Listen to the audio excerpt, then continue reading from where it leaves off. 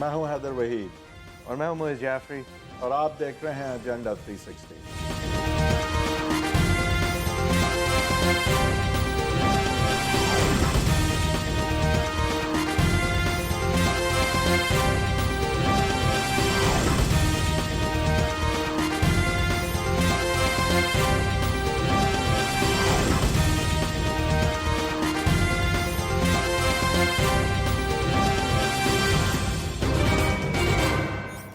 Welcome to agenda 360۔ ہم آج نواز شریف صاحب اور ان کی ریلیشن شپ شہباز شریف صاحب سے کے حوالے سے بات کریں گے، شہباز شریف صاحب اور ان کی لاہور کے اندر ایڈمنسٹریشن، ان کا میٹرو لائن پروجیکٹ کے حوالے سے بات کریں گے، اور اس وقت جو کشمکش چل رہی ہے پی ایم ایل نون کے اندر اور پی ایم ایل نون کی مین اپوزیشن کے ساتھ کے حوالے سے بات کریں گے۔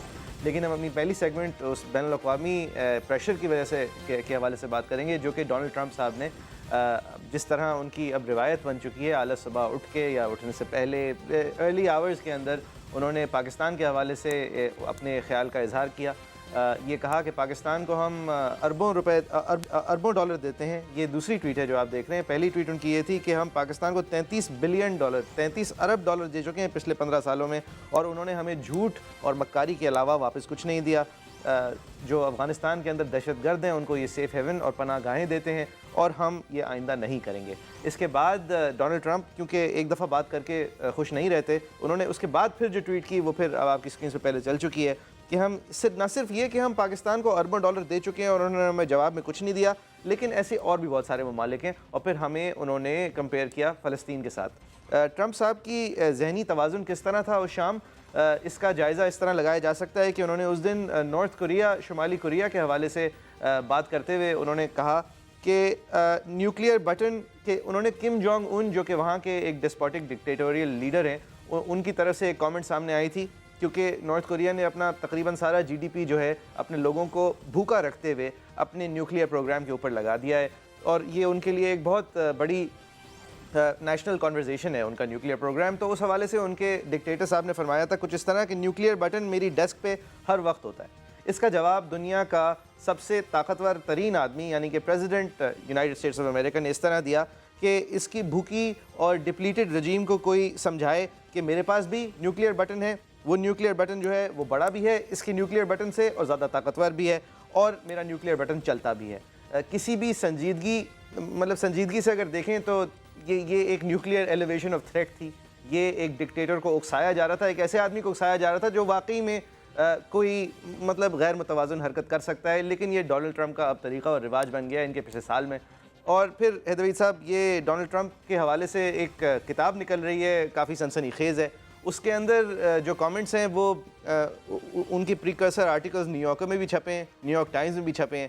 ایک صاحب تھے جنہوں نے ان سے بات کر کے ان کے ساتھ کتاب لکھنے کا سوال کیا تھا کہ میں کر سکتا ہوں، تو ٹرمپ صاحب سمجھے کہ نوکری مانگ رہے ہیں، تو انہوں نے کہا نہیں مجھے نوکری نہیں چاہیے، مجھے بس آ کے یہاں پہ بیٹھ کے دیکھنا ہے کہ ہوتا کیا ہے۔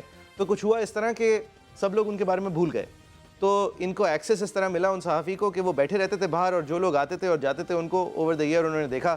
تو انہوں نے بہت ساری کامنٹس ریکارڈ کیے ہیں، جن میں سے کچھ ان کی تمام کابینہ کا نکلتے ہوئے کہنا کہ یہ انسان انتہا کا بیوقوف ہے، یا تمام کابینہ کا نکل کے یہ کہنا کہ پہلے ہر 30 منٹ ایک بات کو دہراتا تھا، اب ہر 10 منٹ ایک بات کو دہراتا ہے۔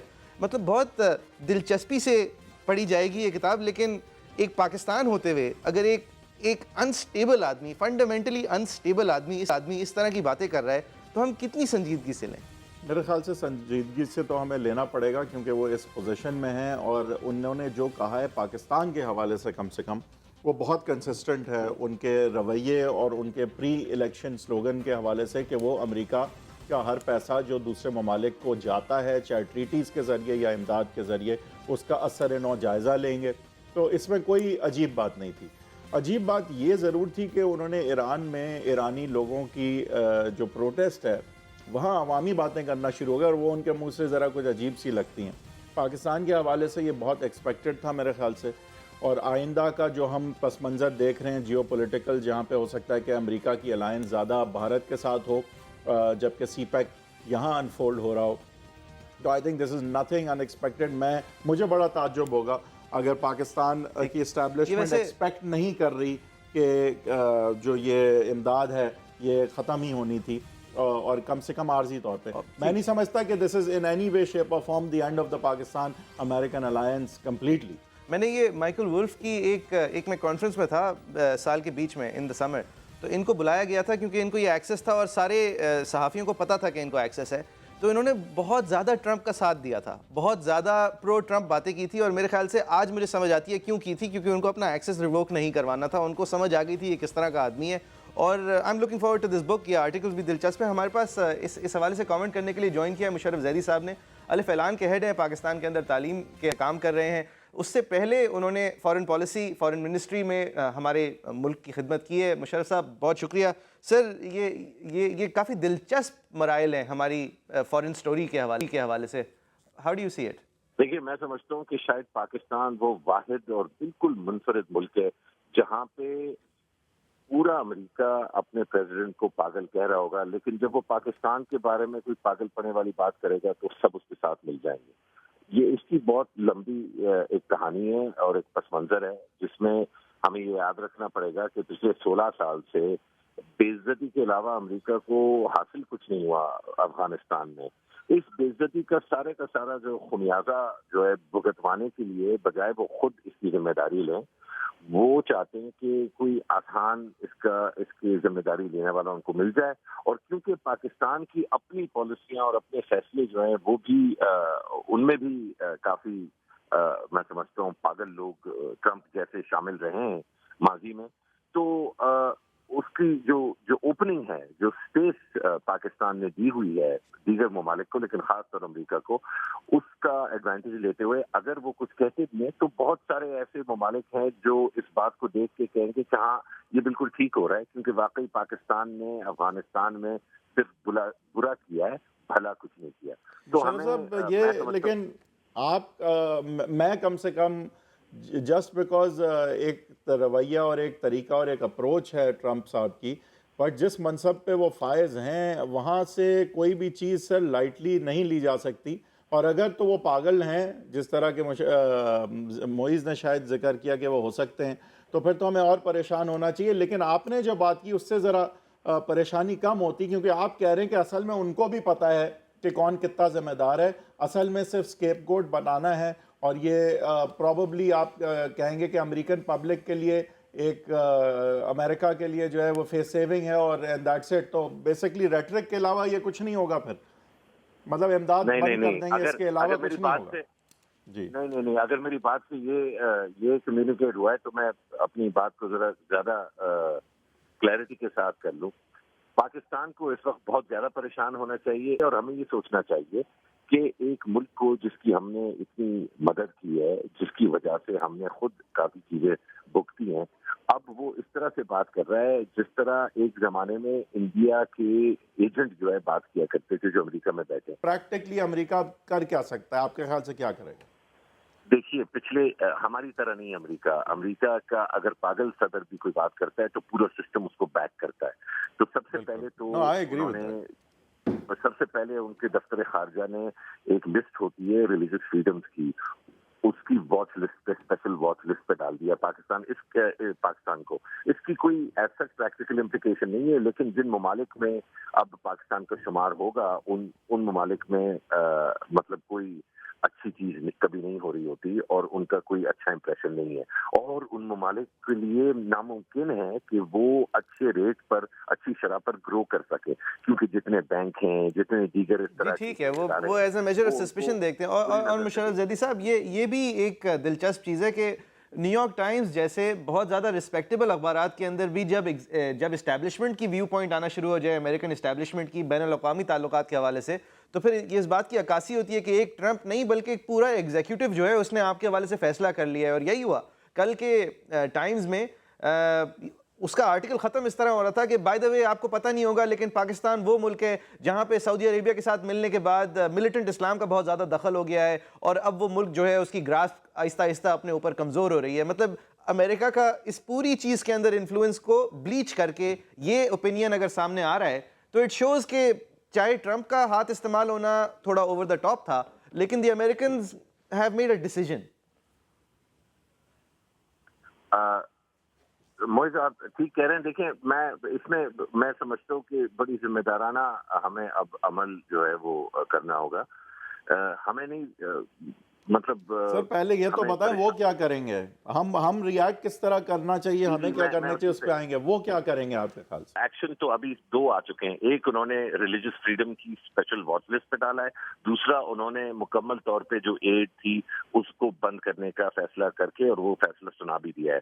तीसरा, ये किनेटिक एक्शंस भी कर सकते हैं और वो सिर्फ फाटा में नहीं, बलूचिस्तान और केपी के दीगर अजला में ड्रोन एक्शन भी हो सकता है. और मजीद ये कि यहाँ पर ऐसे वाकयात हो सकते हैं. आप याद रखिए रेमंड डेविस यहाँ क्या कर रहा था, या एक हक्कानी नेटवर्क के एक बड़े सीनियर जो है ओहदेदार जो हैं, या उस फैमिली के एक बड़े अहम हिस्सा जो थे, उनको मारा गया था. वो असैसिनेशन अटेम्प्ट नहीं थी, वो एक सक्सेसफुल असैसिनेशन थी. तो यहाँ पे असैसिनेशन भी हो सकती हैं, यहाँ पे किनेटिक ड्रोन एक्शन भी हो सकता है. मुशर्रफ ज़हीर साहब आपका बहुत शुक्रिया. एक ब्रेक के बाद हम इंटरनली पाकिस्तान के अंदर जो डिवाइड्स हैं, जो हमारे यहाँ की पॉलिटिकल पार्टीज़ के बीच में और पॉलिटिकल पार्टीज़ के अंदर सिचुएशन चल रही है, उस पर बात करेंगे.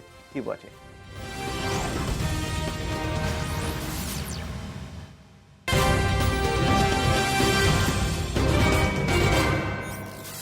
Welcome back from the break. अब हम बात करेंगे पाकिस्तान की वो वाली सियासत जो कॉन्फ्रंटेशन की तरफ मज़ीद जाती हुई नज़र आ रही है. कुछ बीच में लग रहा था कि शायद अब शहबाज शरीफ साहब आगे आएंगे और नवाज़ शरीफ साहब का रोल कम होता नज़र आएगा. कुछ लोगों ने एग्ज़ाइल की भी बात की, सऊदी अरब का शरीफ बरादरान का ट्रिप भी हुआ. लेकिन नवाज़ शरीफ साहब ने फिर एक दफ़ा जो है आड़े हाथों लिया है और इशारा किया है कि अगर तो ये कॉन्स्पिरेसीज़ उनके ख़िलाफ़ चलती रहीं तो वो इससे मज़ीद भी बातें कर सकते हैं. उन्होंने जुडिशरी को भी और दबे अल्फाजों में इस्टेब्लिशमेंट के हवाले से भी इशारतन बात की. और अब लग नहीं रहा कि नवाज़ शरीफ साहब कहीं जा रहे हैं. इस पर हम बात करेंगे. हमें ज्वाइन कर रहे हैं तारिक फजल चौधरी साहब, जो कि फेडरल मिनिस्टर फॉर स्टेट हैं PML नून की हुकूमत में, और फवाद चौधरी साहब जो कि स्पोक्समैन है पाकिस्तान तहरीक इंसाफ के, और शायद उम्मीद रखते हैं कि वो भी फेडरल मिनिस्टर अगले इलेक्शन के बाद बने. We can show what Nawaz Sharif साहब हैड टू से. आई थिंक दिखा भी देते हैं और इस पे फिर बात करेंगे. इन्होंने कहा था ना इमरान खान ने कि NA 120 ये रेफरेंडम होगा. उस रेफरेंडम में इमरान खान साहब आप भी हार गए और वो बेंच भी हार गया जिसने फैसला किया था. चीफ जस्टिस साहब जो बातें कर रहे हैं, जगह जगह पे जा रहे हैं, जो है वो अदालती काम से हट के बाकी जगहों पे तशरीफ ले जा रहे हैं. मैं बताना चाहता हूँ कि इंशाल्लाह आने वाला इलेक्शन भी अब रेफरेंडम होगा अल्लाह के फजल करम से. इसी साल 2018 में इंतखाबात हो रहे हैं. आज भी एक बार फिर माजी के इसी फरसूदा असूल पर काम शुरू कर दिया गया है कि अवाम की राय का रुख मोड़ दो, इंजीनियरिंग के जरिए किसी जमात का रास्ता रोक लो और किसी लाडले चहेते का रास्ता हमवार कर दो. नाअहलियतों, टेलीफोन कॉलों, खुफिया राबतों और गैर कानूनी फैसलों के जरिए किसी के हाथ पांव ना बांधे जाएं और किसी लाडले के लिए हर रोज एक नई डील और नई ढील का इंतजाम न किया जाए. काफ़ी क्लियर वर्ड्स हैं मियां नवाज शरीफ साहब के. जुडिशरी के हवाले से भी, चीफ जस्टिस का भी उन्होंने जिक्र किया और फिर इस्टेब्लिशमेंट की तरफ इशारा करते हुए ही मैं समझूंगा कि उन्होंने ये सारी बातें की. ज़ाहिर है डील और ढील देने और करने वाला यहाँ पे अगर नवाज शरीफ साहब किसी को ठहरा रहे हैं तो प्रॉबली इस्टेब्लिशमेंट ही है. फवाद चौधरी साहब, आपके साथ क्या डील है, क्या आपको मिली हुई है ढील, और ये बात किस तरफ जा रही है? मियाँ साहब की इन सारी बातों को किस तरह देखते हैं? मुझे लगता है कि 2 लड़ाइयाँ चल रही हैं इस वक्त PMLN में. एक तो नवाज शरीफ साहब का टायरेड है अगेंस्ट एस्टेब्लिशमेंट भी फ़ौज और अदलिया के ख़िलाफ़, और नवाज शरीफ साहब उसके ऊपर है. दूसरी लड़ाई एक जो घर में चल रही है वो है कुलसूम नवाज़ बीवी की और शहबाज शरीफ साहब की, जहाँ पर अगर आप शहबाज शरीफ साहब की प्रेस कॉन्फ्रेंस वापसी पे उठा के देखें वो बिल्कुल मुख्तलिफ है नवाज शरीफ से. तो लगता ये है कि इस वक्त PMLN में 2 लड़ाइयाँ चल रही हैं. एक PMLN का नैरेटिव है अगेंस्ट पाकिस्तान के जो इदारों के, और दूसरा नैरेटिव है अपने अंदर की जो लड़ाई है. तीसरी जो इम्पोर्टेंट बात है वो ये है कि 28 फरवरी आखिरी दिन है जबकि वो 6 माह पूरे हो जाएंगे जो नवाज शरीफ साहब के ख़िलाफ़ रेफरेंसेस के लिए दिए गए हैं. अब नवाज शरीफ चाहते हैं कि उन रेफरेंसेस से पहले پاکستان میں کچھ نہ کچھ ایسا ہونا چاہیے جس میں اس فیصلہ جو ہے وہ پیچھے چلا جائے. کیونکہ دیکھیں نواز شریف کا کوئی انٹرسٹ نہیں رہا اس سسٹم میں، نہ نواز شریف صاحب کا نہ ہی ان کے بچوں کا بشمول مریم نواز شریف کے، کیونکہ ابھی تک جو کیسز چل رہے ہیں اس میں تو لگ رہا ہے کہ ان کو سزا ہو جائے گی. تو جب سزا ہو جائے گی تو وہ الیکشنز میں ان کا کیا انٹرسٹ باقی رہے گا؟ لہٰذا وہ ان کی سوچ مختلف ہے اور ظاہر ہے کہ جو باقی پی ایم ایل این ہے اس کی سوچ مختلف ہے. ان کا انٹرسٹ آپ کہہ رہے ہیں ختم ہو گیا ہے، میرے خیال سے تو ان کا انٹرسٹ کافی سر برقرار ابھی ہونا چاہیے. ان کا تو فیٹ اور مریم صاحبہ کا تو بڑا ہے. نہیں، ان کا انٹرسٹ جو ہے وہ الیکشنز میں ختم ہو گیا ہے. اس کی وجہ یہ ہے کہ ان کو یہ سوٹ کرتا ہے کہ ملک میں الیکشنز نہ ہوں اور یہاں پر مارشل لاء لگے تاکہ ایک پولیٹیکل نیریٹو بنایا جا سکے اس حکومت کے خلاف کہ یہ حکومت دیکھیں انہوں نے میرے خلاف جعلی مقدمے بنائے تھے اور یہ آئے تھے اور ایسے ہوا تھا. حالانکہ اصل تو جو معاملہ ہے وہ تو دیکھیں نا، دلچسپی کی بات تو یہ بھی ہے نا کہ سوالوں کے جواب تو یہ بھی دینے ہیں. ٹھیک ہے فواد صاحب، آپ نے اصل میں بہت ساری ایسی پوزیشنز لے لی ہیں جس کی کلیریفیکیشن لیے بغیر ہم آگے بڑھیں گے اگر تو میرے خیال سے انفیئر ہوگا. طارق صاحب، اول تو یہ کہ آپ کی پارٹی کی جو رولنگ فیملی ہے اس کے اندر اس طرح کی دراڑ ہے کہ کلثوم نواز صاحبہ ایک طرف ہیں اور شہباز شریف صاحب دوسری طرف ہیں، اور دوسری بات یہ کہ آپ کی جو رولنگ فیملی کے صفحہ اول کے جو لیڈران ہیں ان کا براہ راست الیکٹورل سسٹم کے اندر سے اعتماد بھی اٹھ گیا ہے اور دلچسپی بھی ہٹ گئی ہے. اس وقت جو منظر کشی کی جا رہی ہے پاکستان مسلم لیگ نون کی سیاست کی اور ہماری جو لیڈرشپ ہے ان کے سٹینڈ کی، حالات بالکل اس کے برعکس ہیں. میں یہ کہوں گا کہ جو آپ نے کہا الیکٹورل پالیٹکس کے اندر ان کا جو انٹرسٹ ہے وہ کتنا ہے، سب سے پہلے اس بات کا جواب لیں. اس وقت جو ایک الیکشن بل تھا، ایک امینڈمنٹ تھی جس کے نتیجے میں نئی حلقہ بندیاں ہونی تھیں اور اس کے بعد وہ فل فور ہونا اس لیے ضروری تھا کہ جو وقت الیکشن کمیشن نے مانگا تھا اگر اس میں اب تاخیر کرتے تو الیکشن تاخیر کا شکار ہو سکتے تھے. یہ ہماری بہت قابل احترام پارٹیاں جن کا تعلق اپوزیشن سے ہے، ان کی اتنی زیادہ دلچسپی تھی اگلے الیکشن میں کہ قومی اسمبلی سے بل پاس کر کے سینٹ سے یہ مفرور ہو گئی، بھاگ گئی. اتنا ان کا انٹرسٹ ہے. جو ہمیں یہ فرما رہے ہیں کہ ان کا انٹرسٹ نہیں ہے، وہ بل قومی اسمبلی سے پاس کیا، پہلے تو اس پہ انہوں نے ایڑیاں لگائیں، بریکیں لگائیں، بڑی مشکل سے کھینچ تان کے ہم نے اسمبلی سے پاس کروایا، سینٹ سے مفرور ہو گئی. اتنا انٹرسٹ ہے ان کا. تو مسلم لیگ نون وہ واحد پارٹی تھی جس نے پوری کوشش کی. اور سر آپ کی یہ آپ نے بخوبی جواب دے دیا اپنا الیکٹورل سسٹم کے اندر انٹرسٹ کا. یہ کلثوم نواز صاحبہ ویسے شہباز شریف صاحب سر ممکن ہوا. اور جہاں تک پارٹی کا تعلق ہے جی، تو لیڈرشپ جو ہے وہ میاں نواز شریف صاحب کی ہے. وہ پارٹی کے صدر ہیں، پارٹی کے لیڈر ہیں.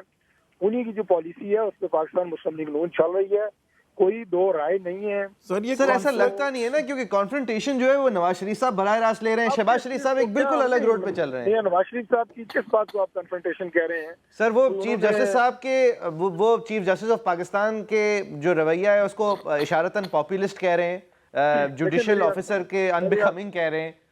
سب سے بڑی بات وہ کہہ رہے ہیں ڈیل اور ڈھیل دی جا رہی ہے، اور وہ کہہ رہے ہیں یہ ریفرینڈم ہوگا ان جسٹسز پہ بھی اور پی ٹی آئی پہ بھی. تو اب اس سے زیادہ کیا کانفرنٹیشن ہو سکتی ہے؟ گزارش یہ ہے کہ پہلی بات تو یہ فواد صاحب ایک وکیل ہیں، ان سے یہ پوچھیں کہ جب آپ کے خلاف ایک فیصلہ ہائی کورٹ میں اگر آتا ہے اور آپ اس فیصلے کے خلاف اس کو نہیں مان رہے ہوتے، اس فیصلے کی تحفظات ہوتے ہیں، تو آپ سپریم کورٹ میں اپیل کرتے ہیں اور سپریم کورٹ اگر وہ آپ کے حق میں کر دیتی ہے تو کیا اس کا مطلب یہ ہے کہ پہلے جج کو نوکری سے نکال دیا جائے کہ اس نے غلط فیصلہ کیا تھا؟ تو یہ ایک سسٹم ہے، آپ کو تحفظات کا رائٹ ہے، کانسٹیٹیوشن میں رائٹ ہے ملک کے. آپ تحفظات کا رائٹ ہے سر. طعنے دینا اور تنقید اس طرح کرنا کہ آپ کی نیت ہی خراب تھی، وہ اس کی رائٹ نہیں ہے.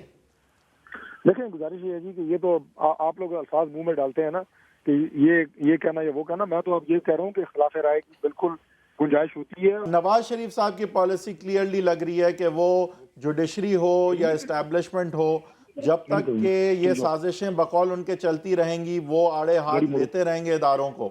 تو یہ کانفرنٹیشن پی ایم ایل نون کو الیکشن میں کیا فائدہ یا نقصان دے سکتی ہے؟ دیکھیں گزارش ہے جی کہ اداروں کا جہاں تک تعلق ہے، اداروں کے لیے بھی پاکستان کے آئین میں، پاکستان کے قانون میں اداروں کا اپنا ایک دائرہ کار ہے اور ادارے اسی دائرے کے اندر رہ کے، آئینی دائرے کے اندر رہ کے اپنا کام کرتے ہیں. اگر میاں نواز شریف صاحب نے کسی جگہ اس بات کی نشاندہی کی ہے کہ کوئی ادارہ اپنی آئینی حدود سے باہر کام کر رہا ہے یا کسی سر یہ نشاندہی بڑے میاں صاحب کرتے ہوئے ان آئینی حدود کے اندر کھیلتے ہوئے شہباز شریف صاحب نظر آتے ہیں.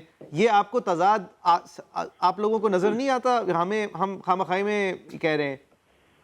نہیں دیکھیں بات یہ جی کہ میاں شہباز شریف صاحب نے کس دن ان کا کوئی ایک جملہ مجھے بتا دیں کہ انہوں نے یہ کہا اور جناب کہ جو نواز شریف صاحب کہہ رہے ہیں وہ میرا نیریٹو نہیں ہے یا میں اس کے خلاف ہوں. سر وہ دیکھیں وہ اتنے سادے نہیں ہیں. میں یہ نہیں کہہ رہا کہ وہ یہ کہہ رہے ہیں. کہا ہے کہ میرا مشورہ ہمیشہ کچھ اور ہوتا ہے.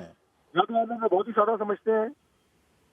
کس دن میاں شہباز شریف صاحب نے میاں نواز شریف صاحب کی کسی اسٹیٹمنٹ کو ڈینائی کیا ہے؟ سر انہوں نے اپنے آپ کو ڈسٹنگوش کیا ہے. انہوں نے انٹرویو دیتے ہوئے اپنے آپ کو دکھایا ہے, منفرد دکھایا ہے. کہا ہے کہ میرا یہ مشورہ نہیں ہوتا, میرا ہمیشہ مشورہ ہوتا ہے کہ ساتھ مل کے چلیں, مفاہمت کی طرف چلیں. آپ معز جعفری فواد چوہدری صاحب, آپ کے خیال سے یہ میاں صاحب کی اچھی ایک اسٹریٹجی نہیں ہے کہ اب اگر پنجاب میں آ جائے مریم نواز تو پنجاب میں تو جیتنے کا بڑا اچھا چانس ہے نون کا, تو وہ تو وزیر اعلیٰ بن جائیں گی, لیکن آپ شاید شہباز شریف صاحب کو وزیر اعظم نہ بننے دیں تو نواز شریف صاحب کے لیے تو پھر بھی شاید یہ لوز کمپلیٹلی نہ ہو.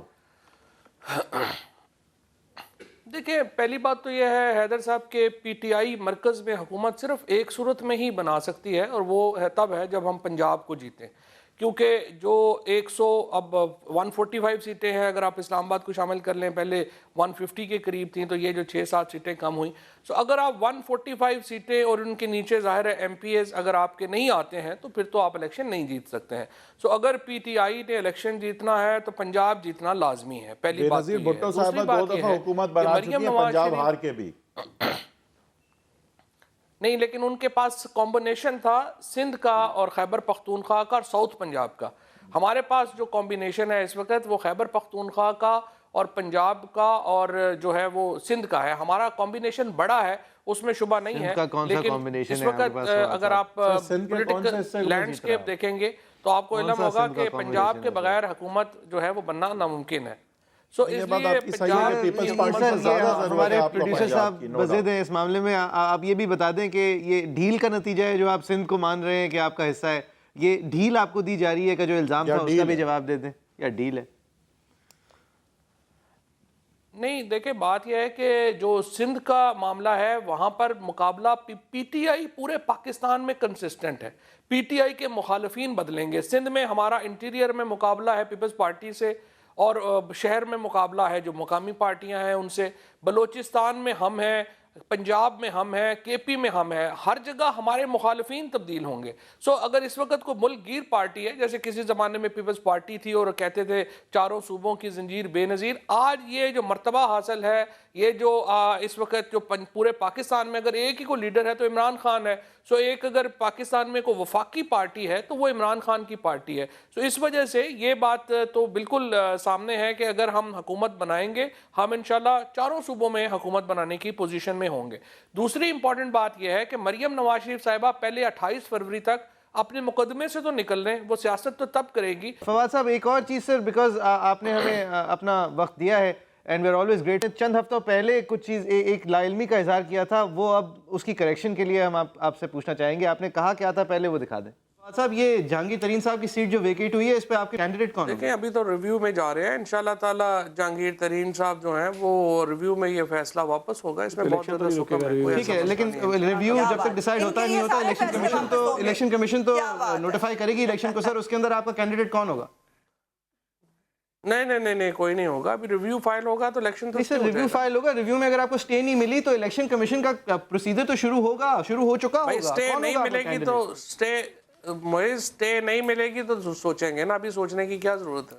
فواد صاحب ہفتے کے دن تک کوئی سوچنے کی ضرورت ہی نہیں تھی, اور بدھ کے دن تک سوچ بھی چکے تھے, اور نام بھی سامنے آ چکا تھا, اور وہ صاحبزادے تھے آپ کے سیکرٹری جنرل صاحب کے. بالکل صحیح, کیونکہ وہ الیکشن جو ہے وہ ریویو میں ابھی جائیں گے, انشاءاللہ ریویو میں جا رہے ہیں, لیکن الیکشن کمیشن کو چونکہ بہت جلدی ہے, انہوں نے جو ہے وہ دے دیا تھا اپنا سکیجول, تو پھر کینڈیڈیٹ دے دیا. ریویو میں جب تک فیصلہ چینج نہ ہو, جب تک صاحبزادے کو نامنیٹ کرنے کی کیا جواز ہے؟ یہ تو ماروسی سیاست نہیں ہوئی جس پہ آپ تنقید کرتے آئے ہیں. نہیں موروثی سیاست نہیں ہے. دیکھیں اگر آپ علی ترین کو سیکرٹری جنرل بنا دیں ترین صاحب کی جگہ تو غلط بات ہے، موروثی سیاست ہے. آپ 8 لاکھ لوگوں کے سامنے کینڈیڈیٹ دے رہے ہیں. انتخابی سیاست میں اور موروثی سیاست میں فرق ہے. موروثی سیاست ہے نامینیشنز کی، انتخابی سیاست ہے جہاں پہ لوگوں نے الیکٹ کرنا ہے. اب آپ مجھے بتائیں نا کہ اگر آپ لودھرا میں علی ترین جو 5 سال سے سیاست کر رہا ہے سامنے آ کے کہتا ہے کہ میری دلچسپی ہی نہیں ہے اس سیٹ میں، آپ لوگ سب با جماعت بضد ہے کہ نہیں یہ سب سے بہترین کینڈیڈیٹ ہے. سر جو انسان اپنی دلچسپی سیاست میں ظاہر کر دے وہ آٹومیٹکلی ان سے بہتر کینڈیڈیٹ ہو جاتا ہے نا. نہیں مجھے آپ بتائیے کہ علی ترین کو آپ 5 سال سے وہاں پر وہ جہانگیر ترین صاحب تو اسلام آباد ہیں، لودھرا میں علی ترین بیٹھے ہوئے ہیں. مجھے اس بات سے غرض ہی نہیں ہے، وہ ہوں گے بہت بہترین، لوکل شادی غمی میں جا رہے ہیں، وہ آ کے کہتے ہیں میں دلچسپی نہیں رکھتا اس کام میں. آپ مجھے بتائیں کس کو کینڈیڈیٹ نامینیٹ کرنا سر چاہیے؟ آپ کی 8 لاکھ میں سے کچھ پی ٹی آئی کے سپورٹرز ہوں گے جو کہ ترستے ہوں گے پبلک سروس کے لیے، ان میں سے کسی ایک کو ایٹ دا ویری لیسٹ. تو پھر کس نے یہ فیصلہ کرنا ہے؟ سر پارٹی کی انتظامیہ ہوتی ہی اس کام کے لیے ہے. ویسے نہیں، کس انتظامیہ نے فیصلہ کرنا ہے؟ ایک آپ کی پارٹی کی انتظامیہ نے فیصلہ کرنا ہے. وہ ریکمینڈ کر رہی ہے کہ آپ ان کو دیں. دیکھیں نا کیا ریکمینڈیشن کا کیا طریقہ ہے. لوکل پارٹی ہے وہ کہتی ہے علی ترین بیسٹ کینڈیڈیٹ ہے. سر تو پھر یہ اس میں پھر کوئی برائی نہیں ہے نا اگر ہر پارٹی کہتی ہے کہ بلاول بھٹو زرداری ہی حقدار ہے تھرون کا، مریم نواز ہی حقدار ہے، حمزہ شہباز ہی حقدار ہے، اور Maryam Nawaz are more likely to get votes. نہیں، بلاول بھٹو زرداری کے الیکشن پہ تو کسی کو اعتراض نہیں ہے. مریم نواز شریف صاحبہ کے الیکشن پہ کسی کو اعتراض نہیں ہے. آپ کہہ رہے ہیں کہ آپ کہہ رہے ہیں کہ آپ کے لیڈر کو اس بات پہ اعتراض نہیں ہے کہ بلاول بھٹو آیا آفٹر زرداری اینڈ بے نظیر، اس بات پہ اعتراض نہیں ہے کہ مریم نواز صاحبہ آئیں آفٹر نواز شریف. الیکشن کی حد تک ٹھیک ہے، پارٹی کا ہیڈ نہیں ہونا چاہیے. لیکن یہ آپ یہ کہہ رہے ہیں عمران خان صاحب کچھ اور کہتے ہیں، آپ مانتے ہیں یا میں آپ کو دکھاؤں عمران خان صاحب کیا کہتے آئے ہیں؟ ذرا آپ توقف کریں گے موئی صاحب تو میرا پوائنٹ آپ کو سمجھ آ جائے گا. الیکشن میں جانا ہر پاکستانی شہری کا حق ہے. کسی شخص کو اس بات کے اوپر ڈسکوالیفائی نہیں کیا جا سکتا کہ وہ نامینیٹ کر دیں. اس کی وجہ یہ ہے کہ الیکشن میں فیصلہ کرنا ہے. بالکل ٹھیک ہے، میں یہ نہیں کہہ رہا آپ الیکٹورل نظام کے اندر جیک نہیں لگا رہے. جب آپ نومینیشن دیں گے کہ آپ چیئرمین ہو جائیں گے بیکاز آپ فلانے کے بیٹے ہیں، آپ ایگزیکٹو کونسل میں نومینیٹ ہو جائیں کہ آپ فلانے کی بیٹی ہیں، جیسے پی ایم ایل این نے کیا کہ اپنی ایگزیکٹو کمیٹی میں 6 لوگ اپنی فیملی کے ڈال دیے، نومینیٹ کیے. یہ موروثی سیاست ہے. لیکن اگر آپ کہیں گے میں الیکشن میں اپنے حلقے میں ٹائم دے رہا ہوں، شادی غمی میں جا رہا ہوں، مجھے آپ ڈسکوالیفائی کر دیں کہ میرے والد صاحب بھی وہاں سے الیکشن لڑے تھے. آپ کی ساری باتوں میں اگر کوئی بات پوری طرح نہیں سمجھ آئی تو شاید یہ تھی. طارق فضل چوہی صاحب لاسٹ ورڈ میں آپ کو دیتا ہوں سر، یہ ساری باتوں کا مجموعی طور پہ اگر آپ جواب دینا چاہیں. دیکھیے سمجھ تو آئیے، سمجھنا نہیں چاہ رہے جو فواد صاحب بات کر رہے ہیں، اصل بات یہ ہے کہ اگر ایک کام پاکستان تحریک انصاف کر رہی ہو تو وہ ہر حوالے سے اس کی جسٹیفیکیشن ہوتی ہے، اس کی وہ اصول پہ ہوتا ہے، وہ بڑی اخلاقی قدروں کے ساتھ ہوتا ہے. کوئی کام اگر کوئی دوسری جماعت کر رہی ہو تو اس وقت وہ اس جماعت سے زیادہ بری جماعت ہی کوئی نہیں ہوتی، ان سے زیادہ چوری کوئی نہیں ہوتا. تو یہ تو کوئی پہلا موضوع نہیں ہے جو آپ نے ان سے پوچھا اور انہوں نے کہا جی کہ نہیں اس میں تو کوئی موروثی سیاست والی کوئی بات ہی نہیں ہے.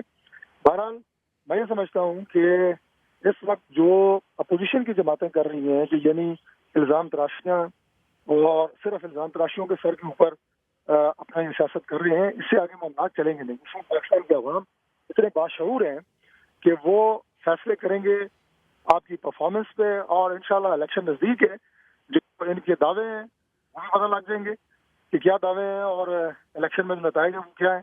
آپ دونوں کا بہت بہت شکریہ. ایک بریک کے بعد ہم بات کریں گے اس انتظامیہ کا جو کہ شریف خاندان نے ہمیں دی ہے، جو پی ایم ایل نون نے ہمیں دی ہے، جس کی ایک شکل پنجاب حکومت ہے، ایک شکل وفاق ہے. اور ہماری ہیریٹیج کے حوالے سے بھی بات کریں گے، جس کو اورنج لائن کے اندر ایک فیصلہ سامنے آیا ہے کہ جتنی بھی ضروری ہو اپنی ہیریٹیج کو پرزرو کرنا، ایک ریل اس کے سامنے سے گزارنا آج کا ہماری ضرورت ہے. Keep watching.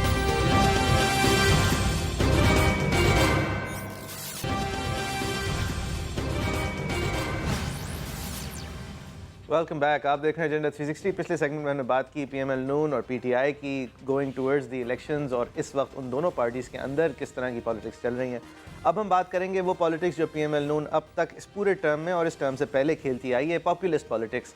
نواز شریف صاحب بھی اور شہباز شریف صاحب بھی، کیونکہ اب دونوں جو ہیں ایک ماضی اور اگر ایک حال یا مستقبل دیکھا جائے ان کی پارٹی کا، تو دونوں ایک ہی طرح کی بات کرتے آئے ہیں اور وہ بات شاید سچ سے تھوڑا بہت کم از کم برعکس ہے. یہ بیفور دی الیکشنز جو اب ختم ہونے والی ہے ٹرم، اس سے پہلے نواز شریف صاحب کا کشکول توڑنا اور اس حوالے سے جو کامنٹری تھی اس کی ہم آپ کو دکھاتے ہیں. کیا اس ملک کی سیلف رسپیکٹ ہوگی، کیا اس کا نیشنل پرائڈ ہوگا جو کشکول لے لے کے در در جاتا ہے. ہمیں ایک باعزت اور خود مختار قوم کے طور پر زندہ رہنے کے لیے غیر ملکی امداد کے سہارے سے چھٹکارے کا کڑوا گھونٹ نگلنا ہوگا. اگر غیر ملکی امداد اور قرضے ہمارے مسائل اور ہمارے دکھوں کا حل ہوتے تو آج ہمارے حالات تبدیل ہو چکے ہوتے ہیں. غیروں کی افیون جو امداد کی شکل ملتی ہے اور اس کے بدلے میں ہماری آزادی اگر چلی جائے تو میں اس کا سب سے بڑا مخالف ہوں. میری پارٹی، میرا لیڈر، ہم اس کے مخالف ہیں. یہ ان کی سٹانس ہے. سٹانس کے علاوہ نواز شریف صاحب نے اور شہباز شریف صاحب نے اس حوالے سے شاعری بھی کی ہے کہ ہماری جو ملک کی سوورن پرواز ہے اس کے اندر کوتاہیاں آتی ہیں. وہ ایگزیکٹلی کیا کہا ہے انہوں نے بھی اور شہباز شریف صاحب نے بھی، وہ بھی آپ کو دکھاتے ہیں. طائر لاہوتی، اس رزق سے موت اچھی جس رزق سے آتی ہو پرواز میں کوتاہی. اے طائر لاہوتی، اے طائر لاہوتی، اس رزق سے موت اچھی جس رزق میں آتی ہو پرواز میں کوتاہی. اب یہ کامنٹری ہے آپ لوگوں کے لیے، یعنی کہ آپ لوگوں کے لیے نہیں تو ٹی وی واچنگ آڈینس نہیں، لیکن یہ جو لوگ ووٹ دینے جاتے ہیں ان کے لیے. اور وحید صاحب ایشو یہ ہے ایکچولی کہ ہماری اکنامک پالیسی آج بیلنس آف پیمنٹس بہت بری طرح آف سینٹر ہے. ہماری امپورٹ بل جو ہے وہ بہت زیادہ ہے. ہماری ڈالر کنٹرول جو ہے وہ اسٹیٹ بینک کے لوگ افسران نجی بینکاروں کو فون کر کے دھمکیاں دے کے کنٹرول کرتے آئے ہیں. اسحاق ڈار صاحب کی ڈارانومکس جو ہیں ان کے حوالے سے تمام اداریے جو ہیں وہ تنقید کرتے ہیں. ایک سٹاپ گیپ سلوشن میں ہم چل رہے ہیں پچھلے 15 سالوں میں. جہاں تک یہ فسکل فرنٹ ہے، ہم ایڈمنسٹریٹو فرنٹ پہ بھی آئیں گے، لیکن یہ وہی سائیکل پھر سے شروع ہے واپس سے. طاہر لاہوتی، اس رزق سے موت اچھی. ایکچولی ہم اس رزق کو کس طرح بہتر کرنے جا رہے ہیں؟ ہم نے چائنیز کے ساتھ اگر ایک نیا باب کھولنے کی کوشش کی ہے تو اس دفعہ ہم نے کیا نیگوشیٹ کیا ہے وہ آپ کو بتانے کی زحمت نہیں کرنی ہے، ہمیں سننا ضروری نہیں ہے. دیکھیں پاکستان میں جو بھی حکمران آیا ہے، چاہے وہ جنرل ضیاء تھے اور پھر جنرل مشرف، جنہوں نے اپنے اقتدار کو سٹیبلائز کرنے کے لیے امریکہ کا ساتھ دیا کچھ حد تک ملک کو کمپرومائز کرتے ہوئے، اور چاہے وہ کوئی پولیٹیکل گورنمنٹ ہو، زیادہ تر ہم نے دیکھا ہے کہ وہ اپنے اقتدار کے حوالے سے جو مناسب ہو وہ رویہ بین الاقوامی طور پہ بھی اپناتے ہیں، اور انویریبلی اس کا معنی یہ ہوتا ہے کہ امریکہ سے اچھے تعلقات. یہ پہلی دفعہ ہے کہ اب ایک چائنا آلٹرنیٹیو بھی نظر آ رہا ہے، اور دوسرا امریکہ نے شاید خود سے بھی فیصلہ کیا ہوا ہے کہ انہوں نے انڈیا کی اب سائیڈ لینی ہے اور اسکیپ گوٹ بنانا ہے. ہمارے اندر مزید انہوں نے انویسٹ نہیں کرنا، ٹرسٹ. اب ہم ان کے لیے وہ ایک حیثیت نہیں رکھتے. کچھ ہمارا ڈبل گیم بھی ہوگا، لیکن آئی تھنک یہ صرف ہمارے ڈبل گیم کی بات نہیں ہے، یہ کوئی جیو پولیٹیکل. ہم نے ان کی فائنینشیل سچویشن کی بات کر لی جو کہ سب کی اکیلیز ہیل رہی ہے. ایک میں بات کر دوں کہ دیکھیں ہمیں پریشانی یہ جو بات کر رہے ہیں نا، ہمیں کشکول، دیکھیں بات یہ نہیں ہے کہ امریکن ایڈ اب نہیں آئے گی. بات یہ کہ آپ امریکہ کو اگر دشمن بنائیں گے تو اس کی دشمنی صرف ایڈ بند کرنے تک محدود نہیں ہوگی پھر. اور اصل وری یہ ہے، ایڈ از ناٹ دا وری. نہیں، ایڈ از ناٹ دا وری. اور پھر آپ یہ جو ہماری ایک بہت ٹائم لیس لائن رہی ہے، ہم گھاس کھائیں گے، مطلب اس چیز کی طرف پتہ ہے کہ گھاس کون کھاتا ہے. ہم گھاس نہیں کھانا چاہتے، اور میرے خیال سے یہ باتیں کرنے کی حد تک تو ٹھیک ہے نہیں. اور اس طرف سمت کا تعین کر لینا کہ ٹھیک ہے سادگی سے رہیں گے، کچھ سچویشنز میں اپنی مینوفیکچرنگ کو سپورٹ کریں گے، سروس اکانومی کو صحیح سے ٹیکس کریں گے، یہ کچھ بھی نہیں کرنے کی کوشش. کھا رہے ہیں ہم تو، اور کرائے پہ گھاس کھاتے ہوئے جو لوگ سیلز ٹیکس دینا چاہیے ان سے دوستیاں کر رہے ہیں، ان کی انجمنوں کے ساتھ ایمنسٹیز دے رہے ہیں، جو ٹیکس نہیں دیتے ان کی معافی کر رہے ہیں.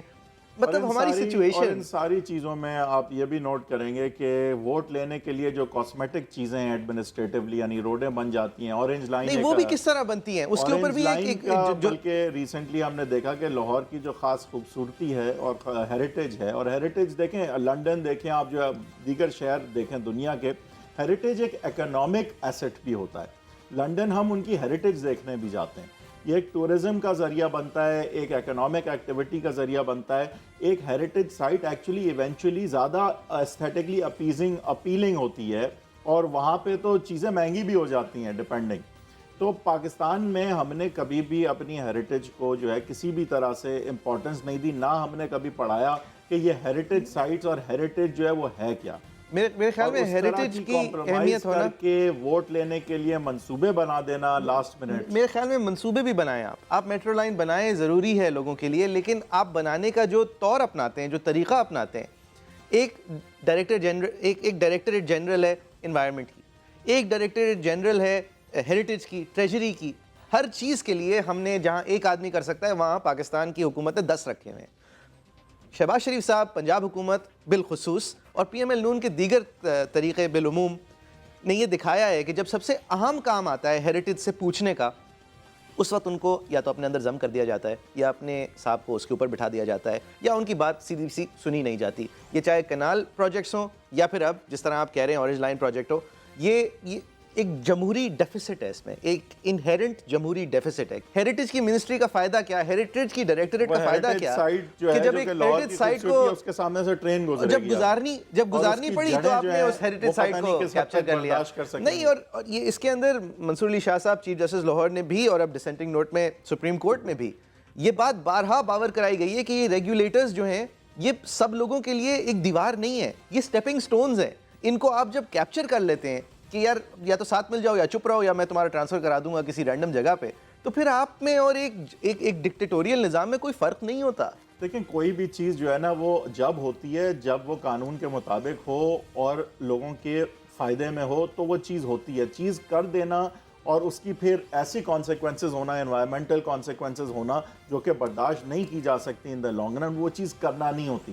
تو اگر آپ نے اورنج لائن پروجیکٹ اس طرح سے بنایا ہے کہ آپ نے انوائرمنٹل کنسرنز کو نہیں فیکٹر ان صحیح طرح کیا, اور بہت ساری اور چیزیں ہیں جو کہ لوگوں کے حق نہیں, اگر آپ نے یہ فیصلہ خود سے کیا ہے, از خود کیا ہے کہ اورنج لائن پروجیکٹ اس وقت لاہور کی سب سے بڑی ضرورت ہے, یہ فیصلہ بھی غلط ہے, یہ غیر جمہوری فیصلہ ہے.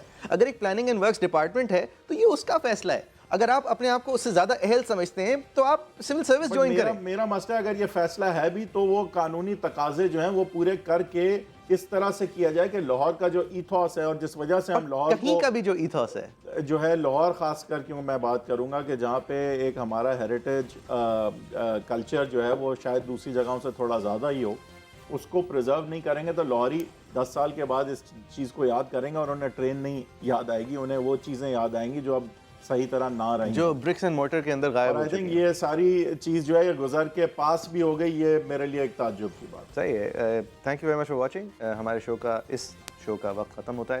آپ کی کیا رائے ہے facebook.com/agenda360 پہ آپ دے سکتے ہیں. @agenda360 سما ہمارا ٹویٹر ہینڈل ہے, وہاں پہ شو کی ہائی لائٹ بھی ہم شیئر کریں گے. کل انشاءاللہ ایک بار پھر 8:05 پہ پھر حاضر ہوں.